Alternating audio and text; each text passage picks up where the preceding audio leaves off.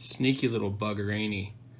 What's up, friendos? It's me, it's Exotic MTG, and we're here, nervous as heck, opening up a pack of Worldwake for a sponsor. That's right, we're going to be opening up this pack of Worldwake, hoping for some greatness. I mean, everyone wants to see the Jace that runs this place, but there's some other good cards in here. Hopefully we can snag some good stuff. We're going to be going over the commons, uncommons, and the rare or mythic. And I'm going to be telling you a story along the way of how Worldwake was actually the set that brought me back to Magic. So, as I get comfortable here, thank you Gigzette for sponsoring this pack opening. Super excited. Hopefully you can get something really, really good. And yeah, let's go ahead and crack this pack open and tell you a little story while we go over the cards. So the story is actually pretty important to me. So when I was in the military and going through my divorce, and at the same time getting ready to leave the military, I had no hobbies at the time. Hard to believe, Exotic MTG was just playing Xbox every day. Well, not every day, but playing Xbox when I had my free time and taking care of the then Xander, who was about 2. And so I was going through that divorce and I needed a hobby, right? And well, I picked up WWE Wrestling, figured I'd start watching that again, and I picked up Magic the Gathering. I went to a place called the Comic Shop.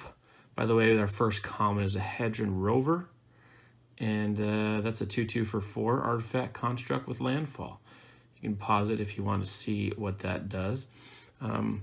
So I go to this place called the Comic Shop, and I didn't know at the time that I was going to be buying Magic cards, but I went there to kind of just look around, see what they had, and I started seeing, I saw some dual lands under the case from Revised, and you know what, if I could go back then, I would probably go ahead and buy all those at that time. It was 2010, so that would have been a pretty good deal on all those dual lands.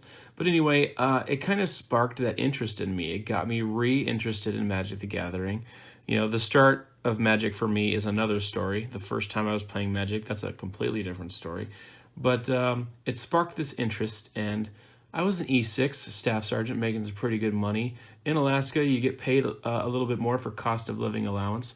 Searing Blaze is our second card. Go ahead and pause that if you want to see what it does. It also has landfall, so far so good on some pretty good landfall cards. I went ahead and paid that $100 for that box of Worldwake. Again, I'd buy all the Worldwake boxes I could if I could go back in time, because they are worth quite a bit more now. But yeah, so I bought a box and I went home and I had a couple hours myself, and I remember actually before I left the comic shop, I asked the guy, so what's the one card I want to make sure I get in here? And he said, well, Jace the Mind Sculptor is like $25. So that was the card I was searching for. Our third common here is Halimar Deaths. Enters the battlefield tapped. When it enters the battlefield, look at the top 3 cards of your library, then put them back in any order, and you can tap it for a blue. It's a really good common land card. And then our fourth one is Dead Reckoning.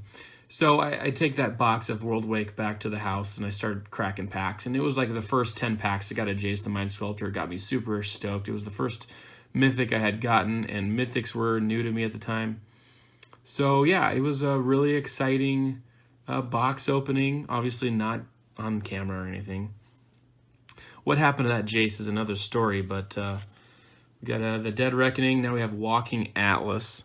So yeah, so Magic the Gathering kind of saved me from a lot of depressed days. So yeah, so that's why I wanted to share this story with you. It's something important to me, and therefore I think it's kind of fun to share. But yeah, I did have a dang good box of Worldwake in that first box opening, and it had me hooked. All right, Walking Atlas, like I said, we have a Ruthless Coldblade. Now that the story is over, I'll go ahead and go over these. It's a 1/1 for 2. You may put a land card from your hand onto the battlefield. And then the Ruthless Coldblade, 1 in a black, it's a 2/1. It gets +2/+1 as long as an opponent has 10 or less life. Roiling Terrain, 2 and 2 red for a sorcery. Destroy target land, then Roiling Terrain deals damage to that land's controller equal to the number of land cards in that player's graveyard. It's a very interesting card there. How else are you going to destroy their lands other than 4 of Roiling Terrains? Feral Contest, 3 and a green. For sorcery, put a 1/1 counter on target creature you control. Another target creature must block it this turn if able. Rest for the Weary, 1 and a white for an instant. Target player gains 4 life, and it has landfall. If you had a land enter the battlefield under your control this turn, that player gains 8 life instead. So 8 life for 2 seems pretty good. All right, our first uncommon. I'm thinking we might have a foil in here. It feels like there's a lot of cards left. Actually, we should be able to tell by counting. Yeah, we do. We only have 9 commons. That means there's a card in here that's a foil. So let's hope for something really nice. Leatherback Bailoff, first uncommon, 3 green for 4/5. It's completely vanilla. Heavy enough to withstand the royal. Leatherback skeletons are havens for travelers in storms and land shifts. And that's pretty cool looking creature there. Beast. Very nice. Who does that art? Dave Kendall. Dave Kendall. All right, our second uncommon, Hada Freeblade. 0/1 for 1 white. It's a human soldier ally. So it's definitely a lot of different types. Whenever Hada Freeblade or another ally enters the battlefield under your control, you may put a 1/1 counter on Hada Freeblade. I toiled the Kazul's mines when I was 8. I think I'm tough enough for a little hiking. Our third and final uncommon is a Rune Ghost, 1 and a white for, it's a 1/1 for 2, 1 and a white. You can pay a white, tap it, exile target land you control, then return it to the battlefield under your control. And then a lot of these have these, little quotes on here. The Forsaken Ones haunt the ruins that flicker in and out of the spirit realm. Such sites are hard to find and even harder to loot.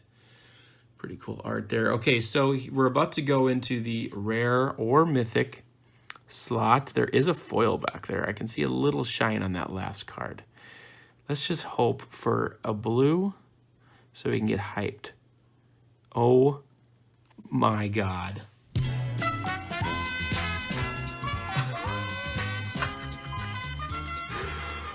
What just happened? One pack of Worldwake? And there's a foil back there. My kid is sleeping. I can't scream. But what in the holy hell just happened? Oh, man. So we get an epic card from Alliances.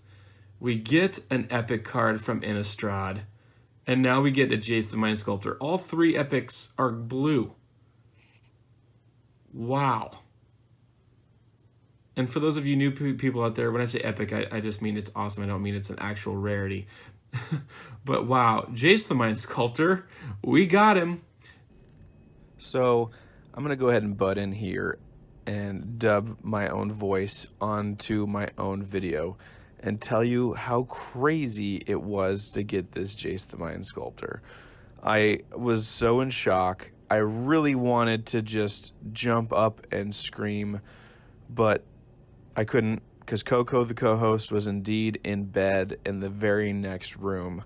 So my excitement might have been a little underwhelming, but trust me, I was so stoked.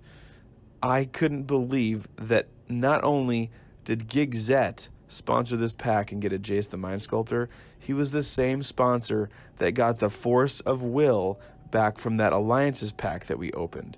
So how crazy is it that he actually is the same person? He got both amazing cards in back-to-back sponsor videos. So back to the video.